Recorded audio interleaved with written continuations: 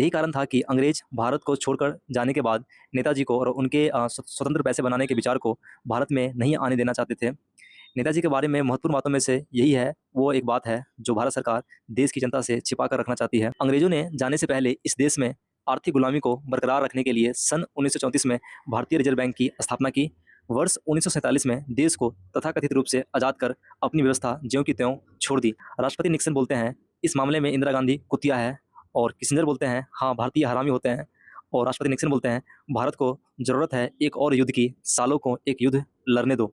एक समय ऐसा भी था कि सरकार किसी भी दल या गठबंधन की बने, वित्त मंत्री तो मनमोहन सिंह का ही बनना तय था, और अंततः ऐसा ही हुआ। इस देश के प्रधानमंत्री, वित्त मंत्री, भारतीय रिजर्व के गवर्नर, वित्त सचिव, कैबिनेट सचिव और विदेश सचिव जैसे पदों पर कोई भी व्यक्ति अमेरिका की सहमति के बिना नहीं बैठ सकता। इसी लहर ने 2014 में नरेंद्र मोदी को प्रधानमंत्री बना दिया, परंतु व्यवस्था परिवर्तन ना करके वे भी जाने अनजाने में इन्हीं की व्यवस्था को आगे बढ़ा रहे हैं। So hello everyone, I hope you are doing well. जैसे कि आपको पता है कि हम लोगों ने एक बुक का सीरीज शुरू किया है। उस बुक का नाम है बैंकों का मायाजाल बाय रवि कुहार। तो आज है डे 15, यानी कि एपिसोड 15 है। तो जो आज का जो टॉपिक रहने वाला है वो है आज़ाद हिंद सरकार की करेंसी, यानी कि जो सुभाष चंद्र बोस जी ने अपना करेंसी बनाया था, तो क्या था उसके पीछे का सेक्रेट, क्या था पूरा कहानी, क्या था पूरा स्टोरी, क्या था, क्यों ये स्टोरी हमसे छुपाया जाता है, क्यों ये जो फैक्ट्स है आम जनता को और भारत सरकार हम लोग से छुपा के रखती है। तो चलिए इसको आज फिर से हम इतिहास को खंगालते हैं, रीड करेंगे, थिंक करेंगे और आपस में डिस्कस करेंगे। Let's go. आज़ाद हिंद सरकार की करेंसी। नेताजी सुभाष चंद्र बोस को हिटलर से मिलने के बाद यह समझ में आया कि हिटलर की ताकत का असली राज उसके पैसे बनाने की शक्ति में छुपा है। इसीलिए जब नेताजी ने आज़ाद हिंद सरकार का नेतृत्व किया तो सबसे पहले बैंक ऑफ इंडिपेंडेंस बनाकर अपनी स्वतंत्र सरकार के पैसे बनाने शुरू कर दिए। इससे आज़ाद हिंद फौज का बल इतना बढ़ गया कि वह अंग्रेजी साम्राज्य को चुनौती देते हुए हर किला फतह करती चली आई। यही कारण था कि अंग्रेज भारत को छोड़कर जाने के बाद नेताजी को और उनके स्वतंत्र पैसे बनाने के विचार को भारत में नहीं आने देना चाहते थे। नेताजी के बारे में महत्वपूर्ण बातों में से यही है, वो एक बात है जो भारत सरकार देश की जनता से छिपा कर रखना चाहती है। भारत की कहानी। सन 1700 में अंग्रेजों के आने से पहले भारत की अर्थव्यवस्था दुनिया की 24x4% आय के साथ विश्व में सबसे बड़ी थी। भारत कृषि केंद्रित एवं उद्योग प्रधान देश रहा है। अंग्रेजों से पहले व्यापार के लिए पर्याप्त मात्रा में सोने चांदी के सिक्कों के रूप में मुद्रा उपलब्ध थी। राजा अगर कर भी लगाता था तो धर्म और जन कल्याण के कार्यों के माध्यम से फिर से पैसा लोगों तक वापस लौट आता था। राजा हर्षवर्धन तो हर वर्ष अपना सारा खजाना लोगों में बांट देता था। दादा भाई नौरोजी ने भी अंग्रेजों द्वारा भारत की लूट को अपनी पुस्तक poverty and un British rule in India में दर्शाया है। उन्होंने समझाया कि अंग्रेजों ने सारा कर फसल के एक हिस्से की बजाय सोने चांदी में लगा दिया और सारा धन बाहर ले गए। किसान को अब सारा कर सोने में देना था।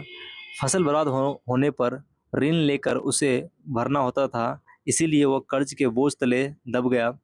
इससे मुद्रा की मात्रा में कमी आई और भारत के कृषि और उद्योग नष्ट हो गए। भारत गरीबी के कुचक्र में फंस गया। अंग्रेजों ने जाने से पहले इस देश में आर्थिक गुलामी को बरकरार रखने के लिए सन 1934 में भारतीय रिजर्व बैंक की स्थापना की। वर्ष 1947 में देश को तथाकथित रूप से आज़ाद कर अपनी व्यवस्था ज्यों की त्यों छोड़ दी। भारत के आज़ाद होने के बाद 1949 में रिजर्व बैंक का राष्ट्रीयकरण किया गया, परंतु बैंकों की व्यवस्था यथावत रही। जॉन एफ कैनेडी द्वारा भारत में अमेरिकी राजदूत नियुक्त किए गए। मशहूर अर्थशास्त्री जॉन केनेथ गालब्रेथ की सलाह पर 1969 में भारत की तत्कालीन प्रधानमंत्री इंदिरा गांधी ने 14 बैंकों का राष्ट्रीयकरण कर दिया। इंदिरा गांधी को लेकर 1971 में अमेरिकन राष्ट्रपति निक्सन और राष्ट्रीय सुरक्षा सलाहकार हेनरी किसिंजर की बातचीत, जिसे अमेरिकी सरकार ने 2005 में सार्वजनिक कर दिया। राष्ट्रपति निक्सन बोलते हैं इस मामले में इंदिरा गांधी कुतिया है, और किसिंजर बोलते हैं हाँ भारतीय हरामी होते हैं, और राष्ट्रपति निक्सन बोलते हैं भारत को ज़रूरत है एक और युद्ध की, सालों को एक युद्ध लड़ने दो। अमेरिका की मदद पाकर 1971 में पाकिस्तान ने भारत के विरुद्ध युद्ध छेड़ दिया, पर बुरी तरह से हारा और उसके दो टुकड़े हो गए। युद्ध के दौरान तेल कंपनियों ने अमेरिका के इशारों पर काम करते हुए भारत की मदद करने से इनकार कर दिया, जिसके बाद इंदिरा गांधी ने तेल कंपनियों का भी राष्ट्रीयकरण कर दिया था। 1973 में भारत को कोई व्यापार घाटा नहीं था और उसके पास पर्याप्त मात्रा में विदेशी मुद्रा भंडार था। 1974 में अंतर्राष्ट्रीय बाजार में तेल की कमी बताकर तेल कीमतें 4 गुना कर दी गई। भारत के पास विदेशी मुद्रा भंडार 629 मिलियन डॉलर था, जबकि तेल का आयात 1241 मिलियन डॉलर हो गया। भारत को विदेशी कर्ज लेना पड़ा और अंतर्राष्ट्रीय मुद्रा कोष यानी कि IMF ने कई शर्तें लगा दी। इंदिरा गांधी के भ्रष्टाचार के विरुद्ध में व्यवस्था परिवर्तन के उद्देश्य से 1974 में लोकनायक जयप्रकाश नारायण के नेतृत्व में एक व्यापक आंदोलन हुआ। इस आंदोलन की शुरुआत छात्र आंदोलन से हुई थी। जयप्रकाश नारायण तो स्वयं ईमानदार थे, परंतु अमेरिका के सहयोग से कुछ गलत लोग आंदोलन में आ गए। 1977 में 1977 में इंदिरा गांधी सत्ता से बाहर हो गई और अमेरिका के मित्र सत्ता में आ गए। प्रसिद्ध लेखक इंगदाल लिखते हैं हेनरी किसिंजर का बड़ा हाथ था ब्रिटिश के गहरे समन्वय के साथ।